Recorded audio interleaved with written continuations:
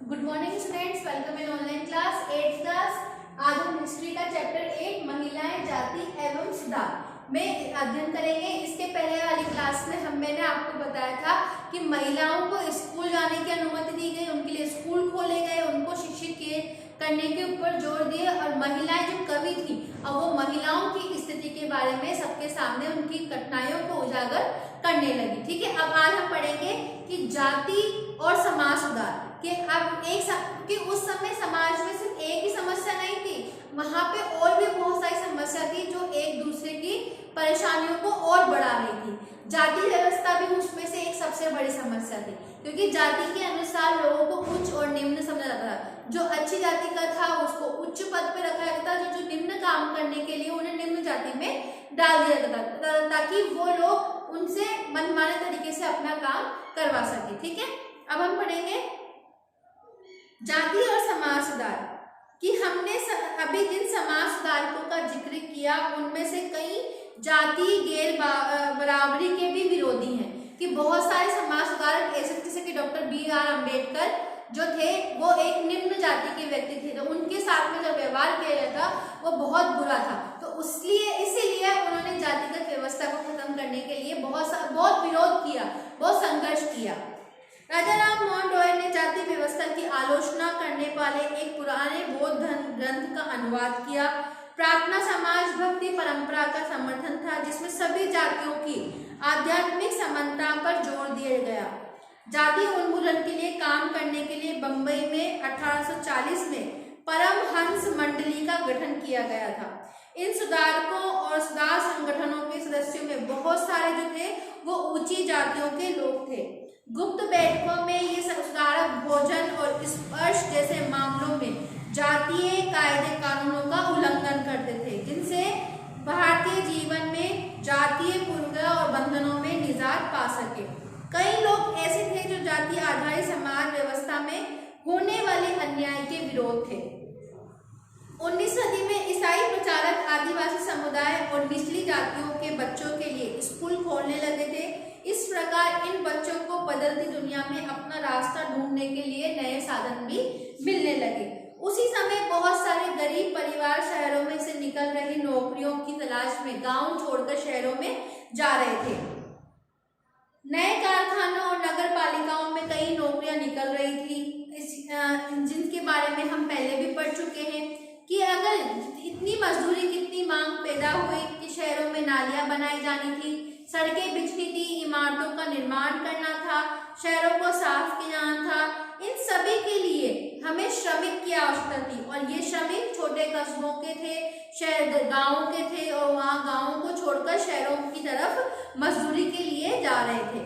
शहर जाने वालों में से बहुत सारे निम्न जातियों के लोग भी थे, क्योंकि उनके साथ में वहाँ पर अच्छा व्यवहार नहीं होता था, तो वो उन मजदूरी के लिए दूसरी जगह जाने को लिए मजबूर हो गए। कुछ लोग आसाम, मॉरिशस, त्रिनाद, इंडोनेशिया आदि स्थानों पर भी बागानों में काम करने चले गए। ये मैंने आपको पहले वाले चैप्टर में बताया था कि ब्रिटिश काल में कैसे उनको ज्यादा श्रमिकों की आवश्यकता पड़ी थी, तो वो कम कीमत पर यहाँ से श्रमिकों को ले जाते थे।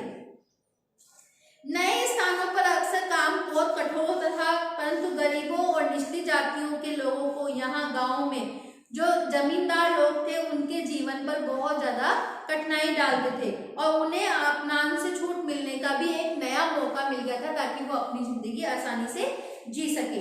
इसके अलावा दूसरी तरह की नौकरियां भी सामने आ रही थी। उदाहरण के लिए सेना में भी लोगों की जरूरत बढ़ गई थी। अछूत माने जाने वाले महार समुदाय के बहुत सारे लोगों को महार रेजिमेंट में नौकरी मिल गई। दलित आंदोलन के नेता बी.आर. अम्बेडकर के पिता एक सैनिक स्कूल में भी पढ़ाते थे और अब आया कि कैसे जो और उनके साथ में खेत संभालने का काम भी करते थे। ठीक है, अब आता है समानता, क्योंकि जाति व्यवस्था ने बहुत कठिनाइयां उत्पन्न करी थी। अब लोगों के मन में उसको दूर करने के लिए या उनके लिए विरोध की भावना उत्पन्न होने लगी, तो अब वो समानता की मांग करने लगे। तो समानता और न्याय की किस तरह से मांग होने लगी? 19वीं सदी के दूसरे हिस्से तक गैर ब्राह्मण जातियों के भीतर में भी लोग जातीय भेदभाव के खिलाफ आवाज उठाने लगे थे। उन्होंने सामाजिक समानता और न्याय की मांग करते हुए आंदोलन भी शुरू कर दिए थे। मध्य भारत में सतनामी आंदोलन की शुरुआत घासीदास ने की, जिन्होंने चमड़े का काम करने वालों को संगठित किया और उनकी सामाजिक स्थिति में सुधार लाने के लिए आंदोलन छेड़ दिया। पूर्वी बंगाल में हरिदास ठाकुर के मतुआ पंथ के चांडाल काश्तकारों के बीच काम किया। हरिदास ने जाति व्यवस्था को सही ठहराने और ब्राह्मणवादी ग्रंथों पर सवाल उठाया, जिसे आज केरल कहा जाता है। वहां एक्छावा जाति के श्री नारायण गुरु ने अपने लोगों के बीच में एक एकता का आदर्श भी प्रस्तुत रखा। उन्होंने जातिगत विभिन्नता के आधार पर लोगों के बीच भेदभाव करने का विरोध किया। उनके अनुसार सारी मानवता ही एक जाति है, क्योंकि जब तक इंसान के अंदर मानवता इंसानियत नहीं है तब तक वो इंसान नहीं है। तो इंसानियत ही और मानवता ही हमारे लिए सबसे बड़ी जाति है। उन्होंने एक महत्वपूर्ण कथन था, ओरु जाति ओरु मतम ओरु देवम मनुष्यान, कि मानवता की एक जाति, एक धर्म और एक ईश्वर है। इसी सभी पंथों की स्थापना ऐसे लोगों की थी जो गैर ब्राह्मण जातियों से थे, मतलब क्योंकि उस समय ब्राह्मण जाति को ही सर्वोच्च स्थान प्राप्त था, तो वह गैर ब्राह्मण जाति के थे और उनके बीच ही काम करते थे। उन्होंने उन आदतों और तौर तरीकों को बदलने का प्रयास किया जो प्रभुत्वशाली जातियों का अपमान करने के लिए उकसाती थी। उन्होंने अधीनस्थ जातियों में स्वाभिमान का भाव पैदा करने का प्रयास भी किया। ठीक है, अब अगला टॉपिक आता है गुलामगिरी, कि जो निम्न जाति के नेताओं में ज्योतिराव फूले सबसे मुख्य नेता थे। जो निम्न जाति के थे उनमें थे ज्योतिराव फूले। 1827 में ज्योतिराव फूले ने ईसाई प्रचारकों के द्वारा खोले गए स्कूलों में शिक्षा पाई थी। बड़े होने में उन्होंने जाति आधारित समाज में फैले अन्याय के बारे में अपने विचार व्यक्त किए। उन्होंने ब्राह्मणों के इस दावे पर खुलकर हमला बोला कि आर्य होने के कारण वो औरों से श्रेष्ठ हैं। फूले का तर्क था कि आर्य विदेशी थे जो उपमहाद्वीप के बाहर से आए थे। उन्होंने इस मिट्टी के असली वारिसों आर्य के आने से पहले यहाँ रह रहे मूल निवासियों के असली वारिसों और आर्यों के आने से पहले यहाँ रह रहे मूल निवासियों को हराकर उन्हें गुलाम बना लिया था। जब आर्यों ने अपना प्रभुत्व स्थापित कर लिया तो वो पराजित जनता को नीच निम्न जाति वाले मानने लगे। फूले के अनुसार ऊंची जातियों का उनकी जमीन और सत्ता पर कोई अधिकार नहीं है। ये धरती यहाँ के देशी लोगों की है, कथित निम्न जाति के लोगों की है, कि जो बाहर से आएगा, जो धनी व्यक्ति है, उनका हमारी जमीन पर कोई अधिकार नहीं है। यहाँ की जमीन का अधिकार यहाँ के वासियों का है और जो यहाँ पे जो निम्न जाति के हैं ये अधिकार सिर्फ उन लोगों का है। फूले का दावा कि आर्य के शासन के से पहले ये यहाँ का जो युग था वो स्वर्ण युग था, मतलब यहाँ पे जब आर्य आए थे उससे पहले इस युग को एक स्वर्ण युग की कल्पना के तौर पर देखा गया था।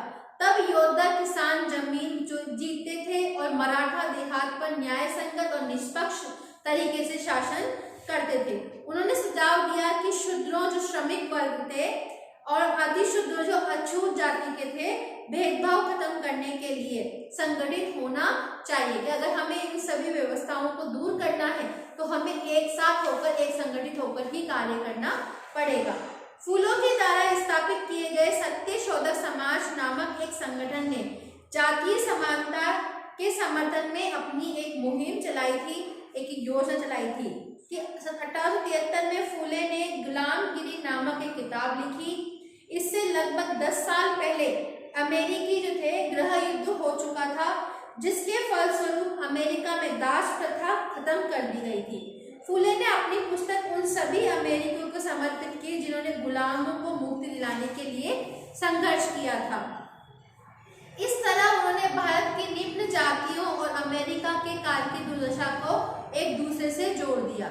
जैसा कि इस उदाहरण से पता चलता है कि फूले ने जाति व्यवस्था की अपनी आलोचना को सभी प्रकार की गैर बराबरी से जोड़ दिया था और वो उच्च जाति, महिलाओं की दुर्दशा, मजदूरों की मुसीबतों और निम्न जातियों के अपमानपूर्ण हालत के बारे में अपने गहरे तौर तरीके पे चिंतित थे।